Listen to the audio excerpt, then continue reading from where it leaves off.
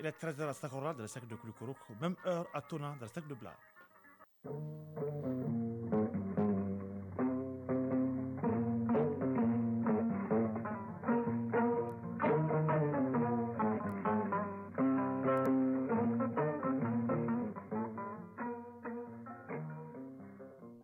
Le journal Isaac Tinou. Mesdames, Messieurs, bonjour et bienvenue à la deuxième édition de Mali Actualité. Voici les grandes lignes de cette édition. Consolider les liens de collaboration au sein de l'organe législatif de la transition, contribuer à l'éclairage de la citoyenneté et soutenir la paix et le vivre ensemble. Voilà pourquoi le thème la réconciliation, le renforcement de la paix et de la cohésion sociale a été choisi par le CNT au titre du mois de novembre. Nous, Sissoko, nous donnera plus de précisions dès le début de ce journal. 6,5 milliards de francs CFA, c'est l'enveloppe prévue pour le projet d'appui à la réinsertion socio-économique des populations du nord du Mali. Et les responsables du projet viennent de décliner leur ambition au cours de la deuxième session du son comité de pilotage tenu ici à Bamako. On parlera de culture dans ce journal avec le lancement officiel à Sikasso du festival interculturel du Kénédougou, un cadre de passage qui prévoit plusieurs activités culturelles et touristiques. En fin de journal, il sera question de sport. Une passeport qui sera dominée par la Coupe du monde de football au Qatar 2022 et sur le plan national, la 4e journée du championnat national de Ligue 1 qui est à l'honneur. Et Fabrice Diouté sera là pour les détails. Voilà pour les titres. Je le disais, la réconciliation, le renforcement de la paix et la cohésion sociale, c'est le thème de la journée citoyenne et sportive du CNT au titre du mois de novembre qui s'est déroulé ce matin. L'activité vise à consolider les liens de collaboration au sein de l'organe législatif de la transition, contribuer à l'ancrage de la citoyenneté et soutenir la paix et le vivre ensemble. Le reportage, Noam Sissoko. Le cérémonial de la montée du drapeau national, les activités sportives, voilà le menu de cette journée citoyenne et sportive du CNT, Conseil national de transition, colonel Malik Diaw, président du CNT. Nous nous réunissons une fois par mois, si les choses le permettent bien sûr, afin de montrer notre engagement citoyen à travers la montée des couleurs, aussi des activités sportives pour maintenir un bon état de santé. Cette journée citoyenne et sportive a regroupé les membres et le personnel de l'organe législatif de la transition qui auparavant ont bénéficié de visites médicales. Colonel Malik Diaw. Aujourd'hui, la particularité est que nous avons jugé utile d'amener des services de consultation pour le dépistage du diabète, mais aussi des consultations ophtalmologiques. Actuellement, le combat que nous menons exige de nous un bon état de santé, un esprit sain dans un corps sain. Donc, se retrouver autour de certaines activités après un dépistage est vraiment à encourager. Depuis son lancement, la journée citoyenne et sportive du CNT se déroule chaque dernier vendredi du mois. 6,5 milliards de francs CFA, c'est l'enveloppe que va débloquer le projet d'appui à la réinsertion socio-économique des populations au nord du Mali pour la mise en œuvre des activités. Eh bien, c'est ce qui ressort du plan de travail et de la prévision budgétaire de l'exercice 2023 que le projet vient de décliner au cours de la deuxième session du comité de pilotage tenu ici à Bamako. Batraoré. Après des difficultés de démarrage dues à plusieurs facteurs, le PARSEM-NM, projet d'appui à la réinsertion socio-économique des populations du nord du Mali, lance un vaste programme d'activités pour l'exercice 2023. Clément Konaté, coordinateur du PARSEM-NM. Le programme de travail et de budget annuel au titre de l'exercice 2023 se chiffre à un montant de près de 6,5 milliards de francs CFA, destiné à financer le développement au niveau de 27 localités du nord et du centre, en dotant chacune d'elles d'une école de 6 classes, d'un bureau-magasin, d'un bloc de 3 latrines, d'un centre de santé et de 2 fourrages équipés de systèmes de pompage solaire. Ces investissements seront complétés par des activités de renforcement des capacités et des initiatives génératrices de revenus et pourvoyeuses d'emplois. Cette deuxième session du comité de pilotage s'avère capitale pour la vie du PARSEM-NM car le programme qui devait s'achever en juin 2021 a bénéficié d'une prolongation jusqu'au 31 décembre 2024. Abdoulaye Maïga, conseiller technique au ministère de la Santé et du Développement social. Il nous appartient de donner les orientations et l'impulsion nécessaires pour l'atteinte des objectifs du projet. Ainsi, je crois fermement que les décisions qui en seront issues faciliteront la mise en œuvre du projet. Sur le financement de la Banque africaine de développement, le PARSEM-NM a été lancé en 2017 pour atténuer les déséquilibres de développement territorial dans les régions de Ségou, Mopti, Tombouctou, Gao, Kidal, Taoudéni et Ménaka. Le 13e congrès ordinaire de la Société malienne de REL et de chirurgie cervico-faciale s'est tenu à Bamako sous le thème les urgences et infections orales et les soins ambulatoires en ORL. Les 2 jours de travaux ont permis aux délégués de traiter plusieurs sujets, dont les aspects juridiques des soins en général et les infections urologiques en ORL. À l'issue des travaux, un nouveau bureau a été élu à la tête du SMORL. Mohamed Kanto pour le compte rendu. Plusieurs communications sont au centre de ce 13e congrès ordinaire de la SMORL, Société malienne d'ORL et de chirurgie cervico-faciale. Parmi celles-ci, les cadres des soins ambulatoires, les urgences et infections orales et les infections urologiques en ORL. Ces sujets ont été débattus par des spécialistes en la matière. Au cours des 2 jours de travaux, des tableaux d'honneur ont été remis à des maîtres ayant fait valoir leur droit à la retraite. Le président sortant de la SMORL fait partie des récipiendaires, professeur Karim Timbo. Pour rappel, la Société malienne d'ORL et de chirurgie cervico-faciale a été créée il y a 25 ans avec comme axe d'intervention la formation par l'organisation de formation continue, autrement appelée développement personnel continu, adaptée aux besoins des professionnels par la contribution au respect des bonnes pratiques en ORL. L'information en organisant des manifestations scientifiques, à savoir des forats, des journées, des conférences et des congrès, et la recherche et le conseil, avec une mission d'expertise, des relations avec les partenariats, avec les industries pharmaceutiques et biomédicales. Ce 13e congrès a regroupé également des délégués des régions et une délégation tchadienne, occasion d'évoquer le nombre pléthorique des étudiants et l'ouverture des facultés de médecine et de pharmacie dans les régions. Professeur Bokari Diallo, représentant du ministre de l'Enseignement supérieur et de la Recherche scientifique. L'ouverture des facultés dans les régions, parce que justement la pléthore est connue, la concentration au niveau de Bamako c'est connu, et les pays qui nous entourent, qui ont ouvert leurs facultés une dizaine d'années après nous, les facultés se trouvent au niveau de plusieurs régions. À l'issue des travaux, un nouveau président a été élu à la tête de la SMORL. Il s'agit du professeur Mohamed Amadou Keïta, qui se chargera de mettre en place son équipe. Radio Mali à Kaï et environ, 92.2 MHz en FM. Actualité à l'intérieur du pays, à Kaï, visite du chef d'état-major général des armées dans la zone de défense numéro 4 et pour une durée de 24 heures, le général de division Oumar Diarra a rencontré les officiers et les hommes de troupes. Objectif, apporter aux hommes le message de félicitations et d'encouragement des autorités et les rappeler des missions entre autres. Benogo Fofana et Lassana Keita. Atterrir à l'aéroport d'Agdag de Kaï en provenance de Bamako, le chef d'état-major général des armées, le général de division Oumarou Diarra, en compagnie de son staff, a effectué le passage en revue de troupes. Direction le gouvernorat de Kaïa. Sur le lieu, le chef d'état-major général des armées a rencontré le gouverneur. Au cours de cette rencontre, le chef de l'exécutif régional a informé son frère d'armes de la situation sécuritaire de Kaïa. Arrivé au camp militaire Mohamed Lamine Dramé de la zone de défense numéro 4, le général de division Oumarou Diarra a animé 2 rencontres. La première avec les officiers et la seconde avec la troupe. Vu la montée en puissance de l'armée, les objectifs de ces 2 rencontres étaient les mêmes. Général de division Oumarou Diarra, chef d'état-major général des armées. Premièrement, passer le message de commandement, pratiquement en quelques points. Le premier point, c'est d'adresser les félicitations et les encouragements des plus hautes autorités à nos hommes. Deuxièmement, c'est de partager certaines informations et des questions d'actualité avec eux. On sait qu'il y a beaucoup de propagande sur les réseaux sociaux aujourd'hui.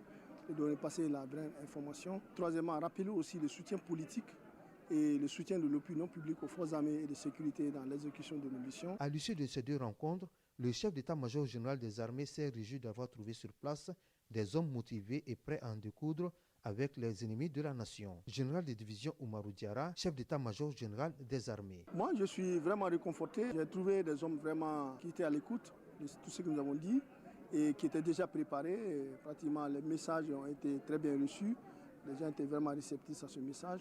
Bon, ça veut dire d'une manière générale que tout le monde est dans la dynamique dans laquelle nous sommes aujourd'hui. Toujours au camp militaire Mohamed Lamine Dramé de Kaï, le général de division Oumarou Diarra a rencontré aussi les épouses des militaires avant de partager un repas de corps avec les hommes. La visite du chef d'état-major général des armées a pris fin par une visite de courtoisie aux notabilités de Kaï. Kaï, Benogo Fofana, Lassana Keïta pour l'ORTM. En quatrième région, la directrice des opérations de la Banque mondiale a visité ce jeudi la SOMAPEP de Marcala. Madame Clara de Souza a pu constater les réalisations faites pour donner de l'eau potable aux populations, notamment les branchements sociaux. Elle a aussi visité l'essentiel du système d'adduction d'eau dans la ville de Marcala. Des investissements d'environ 3 milliards de francs CFA venant de la Banque mondiale et qui touchent plus de 300 000 personnes. Le reportage de Jacqueline Dako et Bassi Traoré. La Banque mondiale appuie l'accès à l'eau potable au Mali. Environ 3 milliards de francs CFA de cet appui permettent à la SOMAPEP de Marcala de servir plus la population grâce aux branchements sociaux et aux bornes fontaines à travers la ville de Marcala. La directrice des opérations de la Banque mondiale au Mali, qui était en visite, s'est dit satisfaite de ce qu'elle a vu et entendu. Clara de Souza, directrice des opérations de la Banque mondiale au Mali. Je suis vraiment ravie d'être ici et de vérifier que notre projet qui soutient un programme du gouvernement du Mali a des résultats très positifs. Pour moi, écouter les bénéficiaires parler de ce qu'a changé dans sa vie à cause de ces projets-là me donne beaucoup d'encouragement pour continuer à travailler avec le gouvernement du Mali. Clara de Souza a visité les installations techniques de la SOMAPEP, y compris la station de pompage, rencontré le personnel et les familles bénéficiaires. Omar Fadiga, bénéficiaire. À la fois passée, on utilisait le puits. Bon, quand on parle de puits, l'eau n'est pas propre. Donc maintenant, avec le robinet, on est sûr quand même qu'on est en train d'utiliser de l'eau potable. Et cette eau potable-là, ça ne fait que renforcer la santé. Environ 300 000 personnes ont vu leur souffrance allégée par les branchements sociaux à Marcala. Les bénéficiaires ont exprimé le souhait que cette collaboration de la Banque mondiale et l'État malien puisse toucher plus de localités. Ségou, Jacqueline Dako et Bassi Traoré pour l'ORTM. En troisième région, lancement officiel ce jeudi à Ségasso du FESTIC, Festival interculturel du Kénédougou. Cette 5e édition est placée sous le thème « La diversité culturelle, vecteur de rapprochement et d'intégration des peuples ». Le cadre de brassage prévoit plusieurs activités culturelles et touristiques, parmi lesquelles des expositions, des danses et des concerts géants. Compte rendu, Moustapha Doumiaï, Amadou Doulou. Le Festival interculturel du Kénédougou est un cadre d'échange et de brassage axé sur des valeurs culturelles et touristiques. Cette 5e édition est placée sous le thème « La diversité culturelle, vecteur de rapprochement et d'intégration des peuples ». Le FESTIC est une initiative de l'Association interculturelle du Kénédougou et enregistre la participation des délégations burkinabées et ivoiriennes sur la base de l'espace Sigasso Korogo Bobo Dioulasso. Lassana Koulibaly, président de l'Association interculturelle du Kénédougou.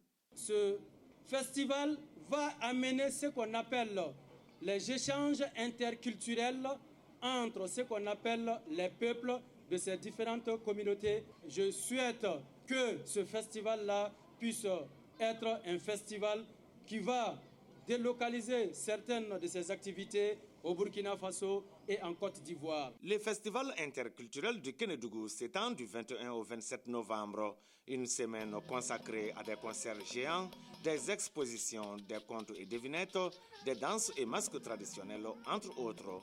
Le cadre est salué par l'exécutif régional, eu égard à son aspect promotion de l'héritage culturel du Kénédougou. Contrôleur général de police Tancho Diara, conseiller au gouvernorat de Sikasso. Ce grand rendez-vous du donner et du recevoir s'inscrit dans une triple perspective. La première consiste à faire une rétrospective sur notre glorieux passé. La deuxième vise à imaginer des meilleures stratégies de préservation, de la valorisation et de la promotion du patrimoine culturel. Et enfin, la troisième consiste à donner une place de choix aux chefs coutumiers, aux sages et aux gardiens de nos immenses savoirs traditionnels. La 5e édition du FESTIC est parrainée par Dr Fousseini Ouattara, membre du Conseil national de transition. Sigasso, Moustapha Doumbia et Amadou Dolo pour l'ORTM. Radio Mali, 13h13. En qualité hors de nos frontières, en Côte d'Ivoire, l'ancien ministre de la Jeunesse de Côte d'Ivoire, Charles Blekoudé, doit rentrer dans son pays ce samedi. Il était jusque-là à La Haye, aux Pays-Bas, où il avait été jugé puis acquitté par la Cour pénale internationale pour les violences post-électorales de 2010 à 2011. Charles Blekoudé veut un retour en toute sobriété, dit-il, pour respecter la mémoire de toutes les victimes de la crise. L'ancien ministre de Laurent Gbagbo inscrit ses retours dans l'optique de la réconciliation nationale social a enclenché ces derniers mois au sein de la classe politique. Rappelons que Charles Blé Goudé reste sous le coup d'une condamnation de 20 ans de prison par la justice ivoirienne pour des faits liés à la crise post-électorale de 2010 à 2011. Au Niger, le double sommet de l'Union africaine sur l'industrialisation de l'Afrique et sur la zone de libre-échange continentale africaine a pris fin hier à Niamey. Une dizaine de chefs d'État et de gouvernement ont planché sur l'industrialisation de l'Afrique et nécessité. Mais ils sont restés unanimes sur la question des innombrables potentialités et que possède le continent qui prévoit jouer en sa faveur dans cette quête d'industrialisation. Le président de l'Union africaine, le Sénégalais Macky Sall, était représenté par son ministre des Affaires étrangères, Aïssata Tall Sall. Donc, elle a rappelé les États membres à ratifier rapidement l'accord portant création de la ZLECAf. Et puis, le Soudan veut prendre l'exemple sur l'Algérie pour gérer la transition. Le chef d'état-major de l'armée soudanaise, Mohamed Othman Al-Hussein, à la tête d'une forte délégation militaire, s'est rendu à Alger ce mardi dernier. Il a donc rencontré son homologue algérien, Saïd Chagria. Eh bien, les discussions ont porté sur des questions sécuritaires. Rappelons que l'expérience politique récente en Algérie et au Soudan possède quelques points communs. C'est l'armée qui a destitué le président dans les deux pays après les larges vagues de contestations populaires. Le sport dans un instant.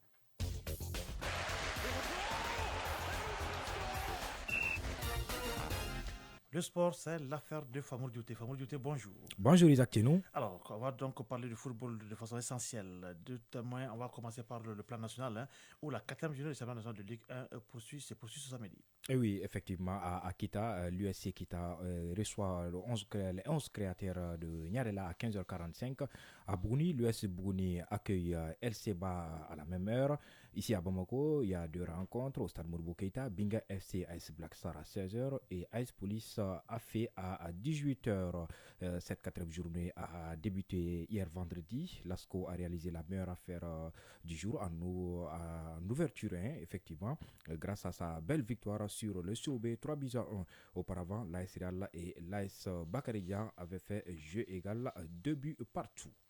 Parlons maintenant de la Coupe du Monde qui se passe au Qatar.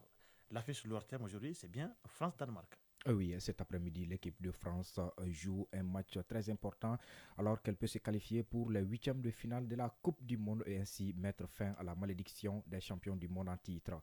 Mais pour y parvenir, les Bleus vont devoir changer l'histoire car le Danemark n'a jamais perdu son 2e match de Coupe du Monde. De plus, les champions du monde en titre restent sur 3 défaites lors des 4 derniers matchs en compétition officielle contre les Danois. Autant dire que les hommes de Didier Deschamps vont devoir déjouer les statistiques.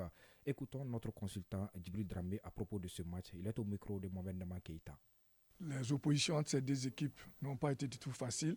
Mais cette fois-ci, la France part avec les pronostics de son côté parce que c'est l'équipe championne de la dernière Coupe du Monde. Et la France a gagné pratiquement certains joueurs de cette campagne qui ont gagné en expérience et pourront éventuellement faire tâche d'huile contre cette équipe danoise. Mais quant à l'équipe danoise, elle n'a pas dit son dernier mot. C'est vrai, elle a rencontré à la première journée la Tunisie. Ça a été soldé match nul. C'est vrai, la Tunisie, qu'on ne croyait pas au départ, a créé de nombreux problèmes à cette équipe danoise. Mais ce qui est sûr pour cette deuxième sortie, Danemark sachant bien qu'elle n'a qu'un point, et si elle veut se relancer dans la compétition, elle est obligée quand même de mettre les bouchées doubles pour tenir en échec les champions du monde qui est quand même la France. Et les hommes de Deschamps, sur le plan qualité individuelle, je pense qu'ils en ont. Et sur le plan collectif, ils en ont. Et l'entraîneur aussi a beaucoup duré à la tête de cette équipe. Il connaît très bien ses joueurs de façon individuelle. Et je pense qu'en jaugeant de part et d'autre, après avoir fait une première sortie, les forces et les faiblesses, je pense que ça va être une belle rencontre, une belle affiche entre les deux équipes. Et la France part favori.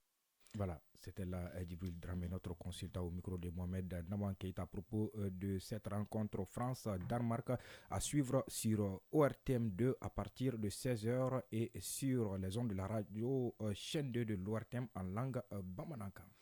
D'autres rencontres sont également pour Kamajori. Oui, 4 jours après une victoire historique qui a valu à tous les Saoudiens un jour férié pour fêter ça, les joueurs d'Hervé Renard retrouvent la Pologne en ce moment avec la 8e de finale en ligne de mire. Pour le moment, les deux équipes sont à égalité après 20 minutes de jeu 0-0. La Pologne ne s'est pas rassurée face au Mexique en faisant un match nul lors de l'ouverture 0-0. Et Lewandowski, décidément malchanceux en Coupe du Monde, a raté un penalty. Une défaite condamnerait presque définitivement les espoirs des Polonais. Argentine-Mexique, ce sera à 19h. Surprise par l'Arabie Saoudite au premier match malgré une bonne première mi-temps et le 7e but de Messi dans un mondial. L'Argentine n'a plus le droit à l'erreur face au Mexique, auteur d'un nul contre la Pologne dans le groupe C. Et un peu plus tôt ce matin, la Tunisie s'est inclinée pour le compte de la deuxième journée du groupe D. Duc, unique buteur de la partie, 23e minute, a anéanti l'ambition des Aigles de Carthage d'enchaîner avec une victoire après leur nul 0-0 prometteur face au Danemark lors de la première journée. Les Tunisiens sont condamnés à s'imposer face aux Français mercredi 30 novembre pour la troisième et dernière journée s'ils veulent garder une chance de se qualifier au second tour. Fameux Dureté, merci. Voilà, cette nouvelle sportive, sinon cette page sportive là, met fin à ce journal pendant que les 13 heures passaient de 20 minutes à Nozombo dans le cercle de Kolokani et à Badogo dans le cercle de Yamfoulila, un journal qui a été présenté par Isaac Chenou avec la communauté technique de Alimata Ouattara mise en ligne. Sekou Traoré, réalisation de Baba Diarra. Merci à Brahma Traoré pour la suite de cette édition. Le prochain rendez-vous avec l'actualité sur nos antennes, c'est pour 19h30. D'ici là, le programme se poursuit. Tout à l'heure, le journal interrégional avec Youssouf Traoré. Et pour ma part, je vous souhaite de passer un excellent moment en compagnie de Radio Mali. Au revoir.